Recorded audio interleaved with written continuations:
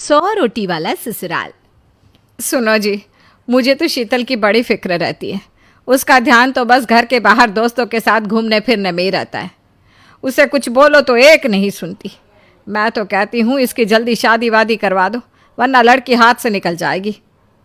तुमसे ज़्यादा चिंता है मुझे शीतल की शादी की। कल ही वो रामपुर वाले मौसा जी को फ़ोन भी किया था। बता रहे थे एक लड़का है नज़र में। उनका अपना घर है और लड़का भी अच्छा है। अरे तो फिर बस बात चलाओ ना, एक बार देखे तो सही लड़का और घर बार कैसा है।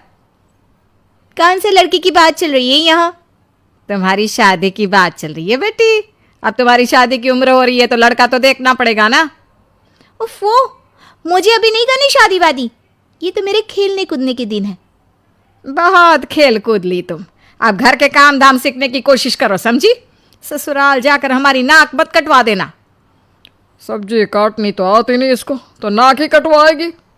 अरे मैं इसे शादी तक अच्छे से सब सिखा दूंगी। आप तो बस उस लड़के से इसकी शादी के बाद चलवाओ। कुछ दिनों बाद कुणाल और उसकी माँ शीतल को देखने घर आते हैं। कुणाल दिखने में बड़ा ही स्मार्ट होता है। शीतल तो उसे देखती ही रह जाती है। देखो जी, हमारी कोई डिमांड तो है नहीं, बस हम चाहते हैं कि लड़की घरेलू हो, घर के सारे कामकाज संभाल ले। अब आपके परिवार में तो बस 3 ही लोग हैं, पर हमारा तो खूब भरा पूरा परिवार है। बाकी हमें लड़की के घूमने फिरने दोस्तों से मिलने से कोई दिक्कत नहीं है। घर का काम करने के बाद जो चाहे सो करे।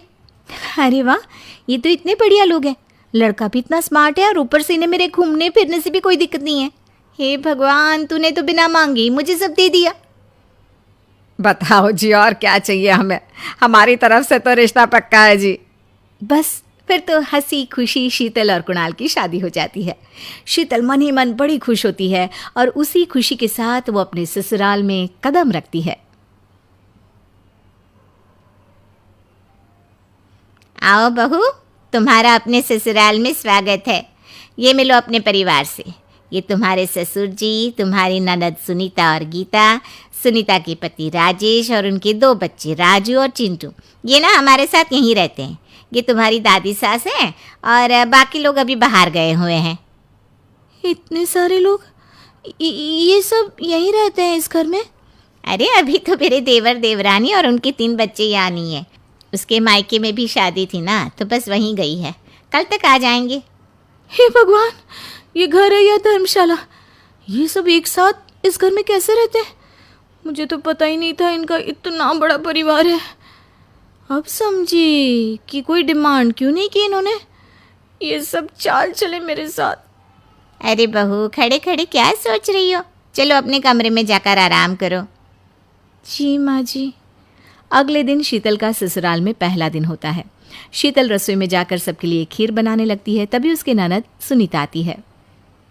अरे वाह भाभी, आज क्या बना रही हो? बस दीदी, आज वो पहली रसोई है ना, तो खीर बना रही थी। अरे भाभी, ये खीर वीर रहने दो। घर में 4 लोगों को शुगर है और कुछ लोग मीठा ही नहीं खाते। आप ना सीधा खाना ही बना दो। क्या फ़र्क पड़ता है मीठा बने या नमकीन? बस बहू के हाथ की पहली रसोई होनी चाहिए ना। जी दीदी, तो फिर मैं खाना ही बना देती हूँ। आप बता दो खाने में क्या बनेगा? बस सिंपल सी कोई सब्जी बना दो, जैसे आलू गोभी या आलू मटर, और उसके साथ रोटियां सेक दो। हमारे परिवार में अब तुम्हें मिलाकर पूरे 20 लोग हो गए हैं। 15 बड़े और 5 बच्चे। बड़ों की 6-6 और बच्चों की 2-2 के हिसाब से रोटी बना देना। चलो मैं चलती हूँ, सब देख लेना। हाँ, बड़ों की 6-6 रोटी मतलब कि 15 लोगों की 90 रोटियाँ, और बच्चों की 2-2 रोटी मतलब 5 बच्चों की 10 रोटियाँ। 90 और 10 मतलब कुल मिलाकर 100 रोटियाँ। हाय, मैं तो मर गई। 100 रोटी अकेले कैसे बनाऊंगी? माँ, ये तुमने मेरी शादी कहाँ कर दी? शादी से पहले तो मैंने कभी 4 रोटी से ज़्यादा नहीं बनाई। शीतल एक बड़ी सी परात में 100 लोगों के हिसाब से आटा निकालती है और उसे गूंथना शुरू करती है। आटा गूंथते गूंथते शीतल के पसीने छूट जाते हैं। उसके बाद बारी आती है रोटी बनाने की। शीतल एक एक करके रोटी बनाना शुरू करती है और 10 रोटी बनाते ही अपनी कमर पकड़ लेती है। हाय, मैं मर गई।